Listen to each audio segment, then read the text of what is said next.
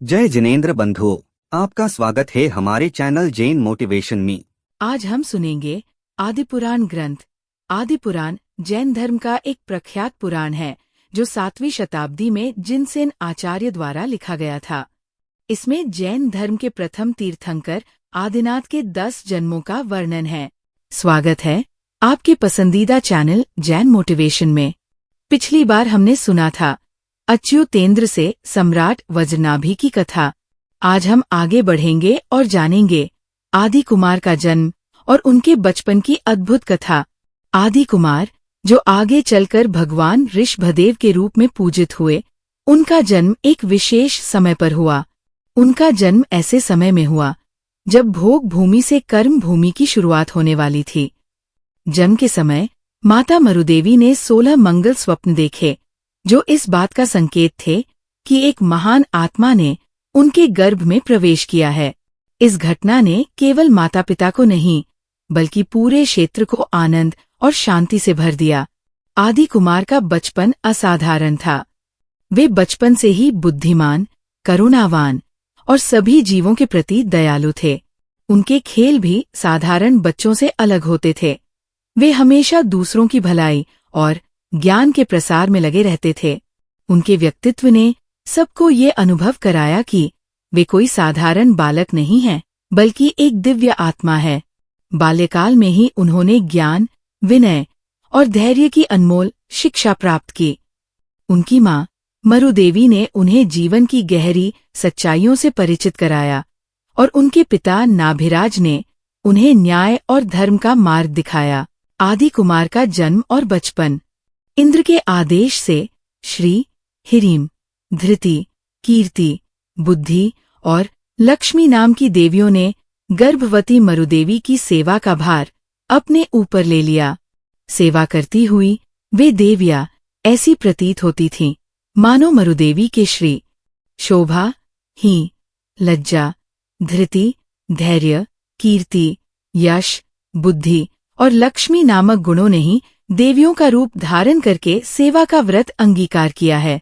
उन देवियों में कोई तो गर्भवती मरुदेवी को स्नान कराती थी, कोई वस्त्राभूषण पहनाती थी, कोई सुगंधित पुष्पमालाएं गूंथकर पहनाती थी, कोई भोजन कराती थी, कोई पान खिलाती थी, कोई सैया बिछाती थी और कोई पैर दबाती थी।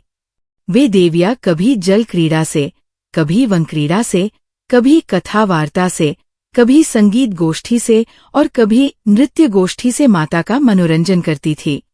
इस तरह वे देवियाँ बड़े ही प्रेम से माता की सेवा करती थी। उनके आमोद प्रमोद से 9 मास 9 क्षण की तरह बीत गए, किंतु महाराज नाभि बड़ी उत्सुकता के साथ पुत्र जन्म की प्रतिज्ञा कर रहे थे। फिर भी उन्होंने 9 मास का समय धीरतापूर्वक बिताया। कहावत है कि संतोष का फल मीठा होता है। महाराज नाभि के भी संतोष रूप वृक्ष में अत्यंत मिष्ट फल फला। जैसे प्रातः काल के समय पूर्व दिशा कमलों को विकसित करने वाले तेजस्वी सूर्य को जन्म देती है, वैसे ही चैत्र कृष्णा नवमी को सूर्योदय के समय उत्तराषाढ़ नक्षत्र में मरुदेवी ने एक तेजस्वी पुत्र को जन्म दिया।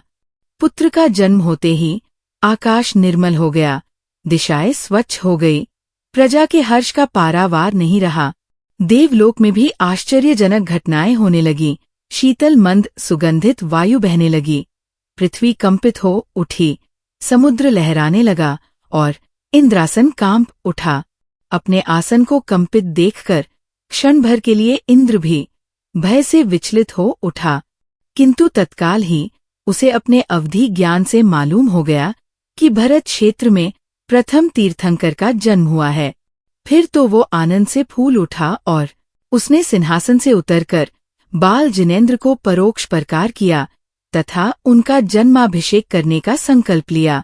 इंद्र की आज्ञा पाते ही देवगण स्वर्ग से चल दिए। सबसे आगे सोधर्म इंद्र अपनी इंद्राणी के साथ ऐरावत हाथी पर सवार होकर निकला। पश्चात सामानिक, त्रायस्त्रिश, पारिषद, आत्मरक्ष और लोकपाल जाति के देव इंद्र को चारों ओर से घेर कर चले। उनके पीछे जय जयकार करती हुई देवसेना चली। शीघ्र ही सब अयोध्या नगरी में जा पहुंचे। देवगण तो अयोध्या के चारों ओर फैल गए और इंद्र महाराज नाभि के आंगन में उतरा। पश्चात इंद्राणी ने प्रसूति गृह में प्रवेश करके बालक जिनको उठा लिया तथा उसके स्थान पर एक मायामयी बालक रख दिया।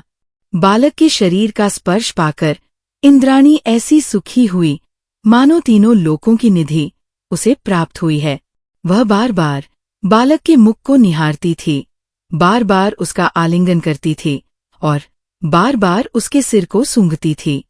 जब इंद्राणी बालक को गोद में लेकर चली तो वह ऐसी प्रतीत होती थी मानो बाल सूर्य को गोद में लिए हुए पूर्व दिया ही है। बाहर आकर इंद्राणी ने बालक जिनको इंद्र के हाथों में दे दिया। इंद्राणी के हाथों से आदर सहित बालक को लेकर इंद्र हर्ष से उन्मत्त हो गया और उसका सुंदर रूप निहारने लगा। निहारते निहारते वो ऐसा गग्न हुआ कि उसे कुछ सुध बुध नहीं रही। तब इंद्राणी ने उसे सावधान किया और उसने हाथ उठाकर चलने का संकेत किया। इंद्र का संकेत पाते ही देवगण जय जयकार करते हुए ऊपर की ओर चल पड़े और सौधर्म इंद्र बालक को अपनी गोद में लेकर ऐरावत हाथी परवट गया। ईशान स्वर्ग के इंद्र ने बालक पर छत्र तान लिया और सनत कुमार या महेंद्र स्वर्ग के इंद्र बालक के दोनों ओर चमर ढोरने लगे। क्रम से ज्योतिष पटल को लांघकर वे सुमेरु पर्वत पर जा पहुंचे। राव ने बड़े प्रेम से गिरिराज की प्रदक्षिणा दी और फिर पांडुक शिला के भारवाल जिनको विराजमान कर दिया। बाल जिनके जन्माभिषेक को देखने के लिए सभी देव उत्कंठित थे, अथवा वे पांडुक शिला को घेर कर गए। जिन्हें वहां स्थान नहीं मिल सका वे मेरु पर्वत के ऊपर आकाश जा विराजे। जैसे ही अभिषेक की तैयारियां आरंभ हुई, देव दुंदुभी बजाने लगे और अप्सराएं नृत्य करने लगी। बहुत से देव सुवर्णमय कलश लेकर क्षीर समुद्र का जल लाने के लिए चले। क्षीर समुद्र से लेकर पांडुक शिला लग देवों की पंक्ति लग गई और क्षण भर में ही देवों के एक हाथ से दूसरे हाथ में जाने वाले जल से भरे हुए कलशों से आकाश व्याप्त हो गया।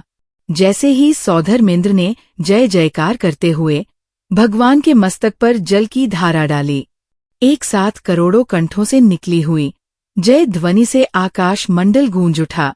इसके पश्चात सभी स्वर्गों के इंद्रों ने भगवान के मस्तक पर एक साथ जल की धारा छोड़ी।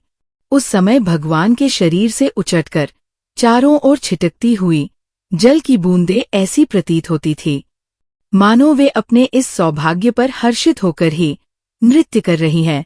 जब शुद्ध जल का अभिषेक समाप्त हुआ तो इंद्र ने सुगंधित जल से भगवान का अभिषेक किया। अभिषेक की समाप्ति होने पर इंद्र ने जगत की शांति के लिए उच्च स्वर से प्रार्थना की। फिर देवों ने उस गंधोदक को पहले अपने मस्तक पर लगाया, फिर सारे शरीर में लगाया। उसके पश्चात भगवान की पूजा की। इंद्राणी ने बालक जिनके शरीर को वस्त्र से पोंछकर सुगंधित द्रव्य का लेप किया, फिर वस्त्राभूषणों से अलंकृत कर इंद्र की गोद में दे दिया। उस समय बालक का सौंदर्य देखकर इंद्र विमुग्ध हो गया और भक्तिभाव से स्तुति करने लगा। और जिस उत्सव के साथ अयोध्या से मेरु तक आए थे, उसी उत्सव के साथ मेरु से अयोध्या आ पहुंचे। अयोध्या पहुंचते ही इंद्र ने भगवान को गोद में लेकर महाराज नाभि के घर में प्रवेश किया।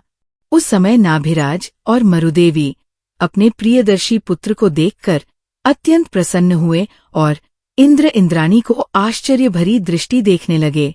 उनके अभिप्राय को समझकर इंद्र ने जन्माभिषेक की सब कथा कही और दोनों का खूब सम्मान करके बालक को उनके हाथों में सौंप दिया। इंद्र से अपने पुत्र के जन्माभिषेक की कथा सुनकर माता पिता साश्चर्य आनंद में डूब गए और उन्हें क्षण भर के लिए कुछ भानसा नहीं रहा। इतने में ही पूर्वासी जनों के प्रचंड कोलाहल ने उन्हें आनंदित किया। आनंद से मत समस्त पूर्वासी गीत गाते, नृत्य करते और बाजे बजाते हुए चले आते थे। पूर्ववासियों को हर्षोन्मत्त देखकर इंद्र का अंग अंग हर्ष से फड़क उठा। उसने तुरंत ही नृत्य करना आरंभ किया। इंद्र को नृत्य करते देख गंधों ने समधुर संगीत आरंभ किया। फिर समा बंध गया और अनेक देव देवांगनाएं इंद्र के साथ नृत्य करने लगी। नृत्य करते हुए इंद्र ने अपनी दोनों भुजाएं फैला रखी थी और उन भुजाओं पर देवांगनाएं नृत्य कर रही थी। कुछ देवांगना इंद्र की अंगुलियों पर खड़ी होकर सूची नृत्य का अभिनय करती थी, तो कुछ उसकी अंगुलियों के अग्रभाग पर अपनी नाभि को रखकर फिरकी की तरह घूम रही थी। महाराज नाभि तथा मरुदेवी उस आश्चर्यजनक नृत्य को देखकर बहुत ही चकित हुए। उसी समय बालक का नाम ऋषभ रखा गया, क्योंकि प्रथम ते वह जगत भर में श्रेष्ठ था, दूसरे वह श्रेष्ठ धर्म से शोभायमान था, तीसरे माता ने उसके गर्भावतरण के समय स्वप्न में ऋषभ बैल को देखा था।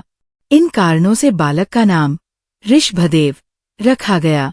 इस तरह जन्म महोत्सव मनाकर इंद्र देवों के साथ अपने स्थान को चला गया।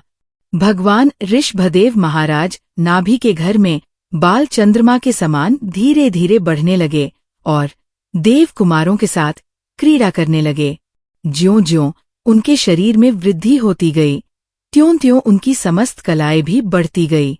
उन्होंने शिक्षा के बिना ही समस्त कलाओं, विद्याओं और क्रियाओं में स्वयं ही निपुणता प्राप्त कर ली। उस समय एकमात्र वे ही सरस्वती के स्वामी थे, इसलिए वे समस्त लोक के गुरु माने जाते थे। धीरे धीरे पूर्ण यौवन को प्राप्त होने पर उनका शरीर बहुत ही मनोहर हो गया। उनके रूप लावण्य को देखकर मनुष्य आनंद विभोर हो जाते थे। एक दिन महाराज नाभि उनकी पूर्ण युवावस्था देखकर एक नए विचार में पड़ गए। वे सोचने लगे, कुमार अत्यंत सुंदर है, किंतु इनका निश्चय राग अत्यंत मंद है। अब इनकी अवस्था विवाह के योग्य है, अतः कोई ऐसी सुंदरी खोजनी चाहिए जो इनके चित्त को हर सके। दूसरी बात ये भी है कि ये तीर्थंकर है, अतः ये अवश्य ही सब परिग्रह छोड़कर एक दिन तपस्वी बनेंगे। फिर भी जब तक वह समय नहीं आता, तब तक लोक व्यवहार की प्रवृत्ति के लिए उनका विवाह अवश्य कर देना चाहिए। ऐसा विचार कर नाभि राजा भगवान के पास गए और उनसे कहने लगे, तात, जैसे सूर्य के उदय में उद्याचल निमित्त मात्र, वैसे ही तुम्हारी उत्पत्ति में हम भी निमित्त मात्र है। अतः यद्यपि यथार्थ में मैं तुम्हारा जनक नहीं हूँ, फिर भी लोका व्यवहार के अनुसार मैं तुम्हारा पिता हूँ और इसलिए कर्तव्यवश कुछ कहना चाहता हूँ। तुम अब लोक की सृष्टि में अपना मन लगाओ। चूंकि तुम आदि पुरुष हो, इसलिए तुम्हें देखकर अन्य लोग भी ऐसी ही प्रवृत्ति करेंगे। अतः हे श्रेष्ठ, किसी मनचाही कन्या के साथ विवाह करो। ऐसा करने से प्रजा की संतति का उच्छेद नहीं होगा और संतति का उच्छेद नहीं होने पर धर्म की परंपरा चलती रहेगी। स्त्री का पानी ग्रहण करना गृहस्थ का धर्म है, क्योंकि गृहस्थों को संतान रक्षा का प्रयत्न अवश्य करना चाहिए। यदि तुम मुझे गुरु मानते हो तो तुम्हें मेरे वचनों का उल्लंघन नहीं करना चाहिए, क्योंकि गुरु की बात को उल्लंघन करना उचित नहीं है। इस तरह कहकर महाराज नाभि चुप हो गए और भगवान ने मुस्कुराते हुए मूक स्वीकारता दी। पुत्र की अनुमति जानकर नाभिराज बड़े प्रसन्न हुए और महोत्सव की तैयारियां आरंभ कर दी। उन्होंने इंद्र की सम्मति से सुशील और सुंदर लक्षणों वाली 2 कन्याओं को पसंद किया। वे दोनों कन्याएं कच्छ और महाकच्छ की बहनें थीं। एक का नाम यशस्वती था और एक का नाम सुनंदा था। दोनों कन्याओं के साथ नाभिराज ने ऋषभदेव का विवाह कर दिया। दोनों पुत्रवधुओं के साथ अपने पुत्र के देखकर महाराज नाभि और महादेवी बहुत ही प्रसन्न हुए। सो ठीक ही है, क्योंकि लोगों को लौकिक धर्म ही प्रिय होता है और स्त्रियों को तो पुत्र के विवाहोत्सव में ही अधिक आनंद आता है। जनता भी उस विवाह से बड़ी प्रसन्न हुई। मनुष्य समाज स्वयं ही भोगों के लिए आकुल रहता है, अतः अपने अगुआ को भोगी बनते देखकर उसका आनंदित होना स्वाभाविक है। अपनी दोनों पत्नियों के साथ विहार करते हुए ऋषभदेव का सुदीर्घ काल क्षण के समान बीत गया। यह अध्याय यही समाप्त होता है। 7वां अध्याय आदि कुमार का पारिवारिक जीवन की कथा जल्द आने वाली है। चैनल से जुड़े रहने के लिए लाइक, सब्सक्राइब करके जाएं।